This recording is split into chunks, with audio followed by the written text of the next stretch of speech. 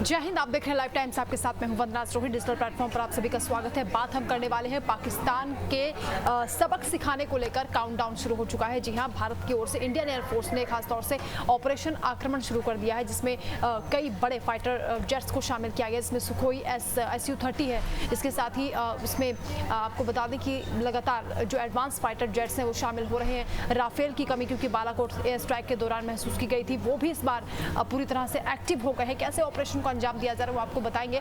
इसके साथ ही क्योंकि पाकिस्तान में इस वक्त टेंशन देखी जा रही है, रात भर LOC पर फायरिंग की गई है। पाकिस्तान इस बात से डरा हुआ है कि भारत का जो आक्रमण होगा वो कितना खतरनाक होने वाला है, क्योंकि आपको बता दें कि भारत की नेवी भी तैयार हो गई है। इसके साथ ही यानी जल थल नभ से एक्शन लिया जाएगा। भारतीय एयरफोर्स इस वक्त पूरी तरह से तैयार है और लगातार श्रीनगर में भी जो फाइटर जेट्स हैं वो रात भर गश्त करते रहे हैं। उनकी गर्जना सुनकर पाकिस्तान की नींद उड़ गई है।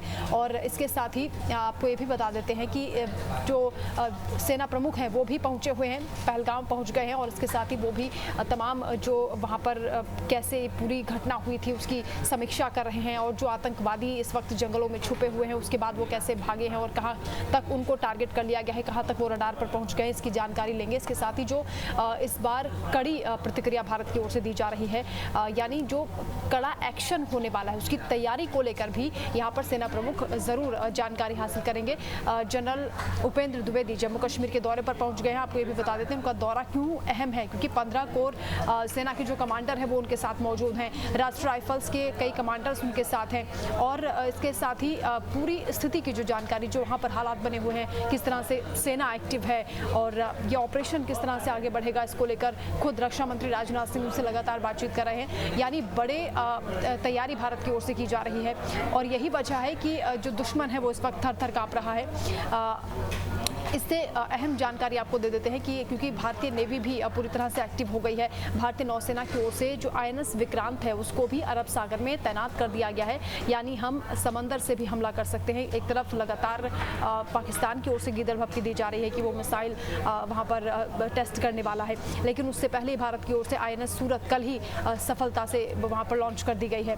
इसके साथ ही आपको बता देते हैं कि MiG-29 के फाइटर जेट्स और ऐसे हेलीकॉप्टर्स INS विक्रांत के साथ वहाँ पर तैनात किए गए हैं, जो कि अटैक करने में सक्षम हैं। और सफल टेस्टिंग कल, जैसा कि मैंने आपको बताया, INS सूरत की ओर से की गई है।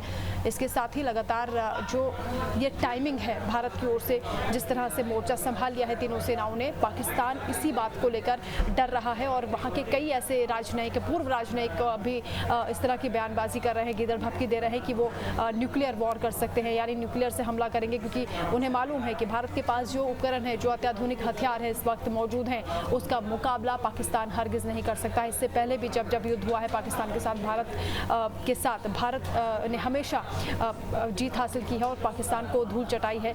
लेकिन उसके बावजूद पाकिस्तान आतंकवाद का साथ नहीं छोड़ रहा और आतंकवाद की वजह से ही पाकिस्तान पूरी दुनिया में इस वक्त एक्सपोज हो चुका है। और पाकिस्तान को अलग अलग वैश्विक मंचों पर भी आप देखेंगे कि किस तरह से मुंह की खानी पड़ेगी, क्योंकि इससे पहले लगातार तमाम, चाहे अमेरिका हो चाहे भारत हो, आतंकवाद के खिलाफ पाकिस्तान को नसीहतें देता रहा है। लेकिन पाकिस्तान ने इस बात को कभी समझा नहीं और बार बार वो इस बात से किनारा करता रहा कि वो आतंकवाद को नहीं लेता है, नहीं जानता है, ना ही पालता है। लेकिन अब क्योंकि खुद वहाँ के रक्षा मंत्री ख्वाजा की ओर से इस बात को एक्सेप्ट किया गया है कि 30 सालों से वहाँ पर लश्कर तैयबा के साथ उनके कनेक्शंस रहे हैं। हालांकि वो ये दावा करें कि लश्कर तैयबा अब खत्म हो चुका है, लेकिन भले ही नाम बदल दिया है, TRF कर दिया है, लेकिन पहलगाम में जो हमला हुआ है उसमें लश्कर के आतंकवादी शामिल थे।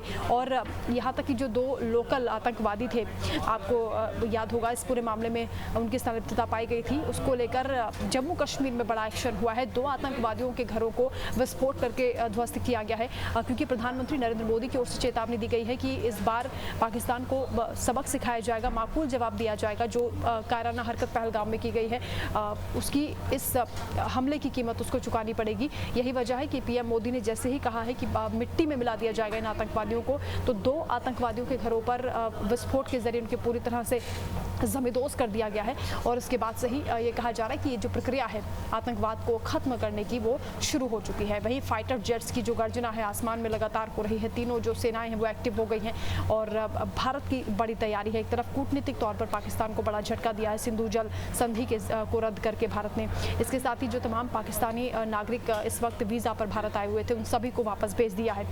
भारत की ओर से तमाम ऐसे कदम उठाए जा रहे हैं जिससे पाकिस्तान को बहुत बड़े झटके लग रहे हैं और पाकिस्तान इस बात को समझ रहा है उसकी ज़मीन खिसक गई है और अब उसके पास जवाब देने के लिए कुछ बचा नहीं है। ऐसे में अब ये देखना होगा कि भारत की ओर से कितना सख्त कदम उठाया जाता है, क्योंकि पूरी दुनिया इस वक्त देख रही है भारत की ओर कि भारत पाकिस्तान को कैसे जवाब देगा, कैसे पलटवार करेगा। क्योंकि आपको याद होगा कि पूरे देश भर में जो ये आक्रोश देखा जा रहा है इस वक्त, ये भी कहा जा रहा है कि इजराइल के जो प्रधानमंत्री हैं बेंजामिन नेतन्याहू, उन्होंने हमास को किस तरह से खत्म किया, उनके कमांडर्स को कैसे ढेर किया है, वैसी ही रणनीति यहाँ पर अपनानी चाहिए। देश भर से ये आवाज़ उठ रही है कि खून का बदला खून होना चाहिए।